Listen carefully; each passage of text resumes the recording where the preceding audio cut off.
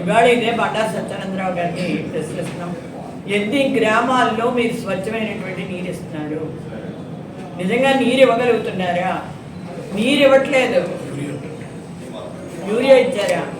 ఎంతమంది రైతులు రోడ్డుకి కోల పెట్టారు? మీరు ఒక్కడికైనా సరైనటువంటి విధానంలో సరిపడా యూరియా ఇవ్వగలిగారా? కావాల్సినటువంటి సాగునీరు కానీ త్రాగునీరు కానీ అందిస్తున్నారా? లేదే. చీప్ లెక్కలు మాత్రం ఏర్లే ప్రవహించేటటువంటి పరిస్థితి తీసుకొచ్చారు. దీనికి మీకు ఏం సిగ్గేయట్లేదు అనేటటువంటి వాస్తవమైనటువంటి విషయం. ఎన్నికల ముందు ఏం చెప్పారు, ఎన్నికల తర్వాత మీరు ఏం చేస్తున్నారు?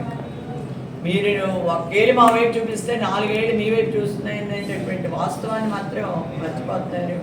కన్న తల్లిలా పరిపాలన చేస్తామని చెప్పారు, కన్న తల్లిలా చేయట్లేదు, కసాయి తండ్రుల్లా పరిపాలన చేస్తున్నారు అనేటటువంటి ఈ రాష్ట్రంలో జరుగుతున్నటువంటి పరిపాలన.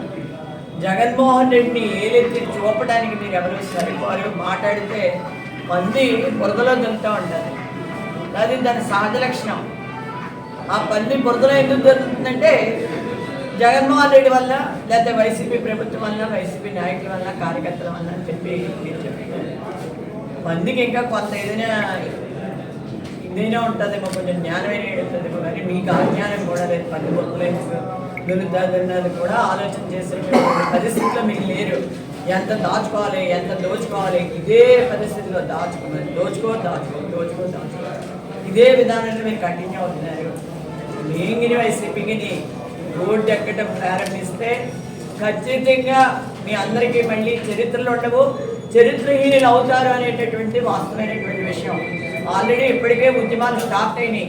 ఈ రోజున మెడికల్ కాలేజీల ప్రైవేటీకరణ ఏంటి? మీరు కష్టపడి తెచ్చారా?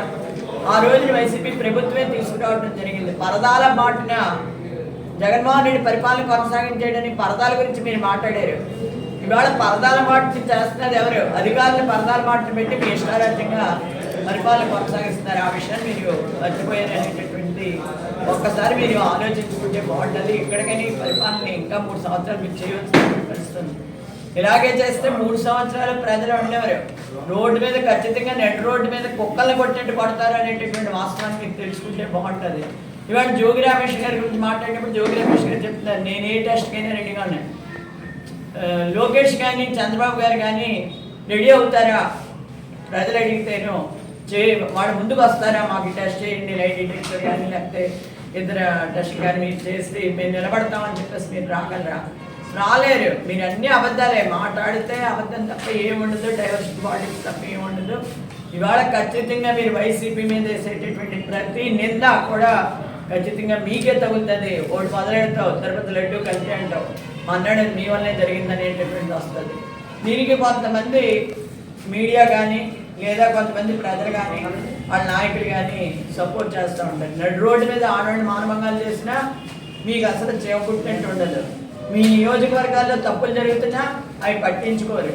మీ నియోజకవర్గంలో ఏం జరుగుతుందో కూడా తెలియనటువంటి దౌర్భాగ్యపు ఎమ్మెల్యేలు ఇవాళ ఈ రాష్ట్రంలో ప్రజాప్రతినిధులుగా ఉండటం ప్రజల కర్మ అనేటటువంటి వాస్తవమైనటువంటి విషయం.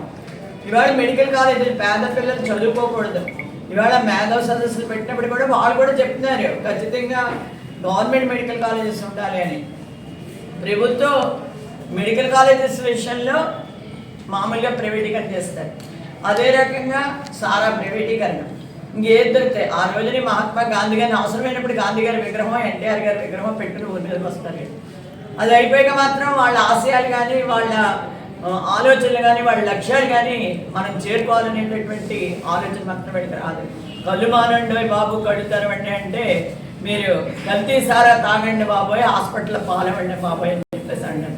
ప్రజల ఆరోగ్యంతో చెలగాటం ఆడుతున్నాం కాదు. ప్రజల ఆరోగ్యాన్ని కోల్పోతే కనీసం ఆరోగ్యశ్రీలో వైద్యం చేయించుకునేటటువంటి దిక్కుదేవడం కూడా లేకుండా చేసేసినటువంటి ప్రభుత్వం ఇది. నిజంగా సిగ్గుపడాలండి. సిగ్గుపట్ట మానేసి తగుదునమ్మా మేమని చెప్పి తైతక్కలు ఆడుతున్నారు.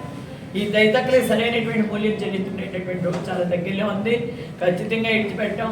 ప్రతి విషయంలోనూ కూడా ఇవాళ కోనసీమ జిల్లా ముందు ఉంటుంది. ప్రతి ఏ ఉద్యమం స్టార్ట్ అయినా జగ్గిరెడ్డి గారి నాయకత్వంలో మా నాయకులు కానీ కార్యకర్తలు కానీ ముందున్న కార్యక్రమాన్ని నిర్వహిస్తున్నారు. ఇదే విధానంలో మీరు నడుస్తూ ఇదే విధానంగా ఉంటే ఖచ్చితంగా మేము మీ మీద తిరుగుబాటు చేస్తాం. దానికి సరైనటువంటి మూల్యం కూడా మీరు చెల్లించవలసినటువంటి పరిస్థితి వస్తుంది. ఇక్కడ ఇవాళ కూడా చంద్రబాబు నాయుడు గారు సోషల్ మీడియా యాక్టివిషన్ గురించి హరీష్ గుప్తా అతను చెప్తున్నాడు. ఏమనంటే ఎవరైనా వ్యతిరేక కార్యకలాపాలకి సంబంధించి అంటే మీరు చేసేటటువంటి తప్పుడు పనులు కదా ఇండైరెక్ట్గా చెప్పడం, మేము చేసేటటువంటి తప్పుడు పనులు మీరు టీవీలో కానీ వీడియోలో కానీ చూపించకూడదు, చూపిస్తే మాత్రం మీ అందరి మీద చాలా కఠినమైనటువంటి శిక్ష వేస్తాం.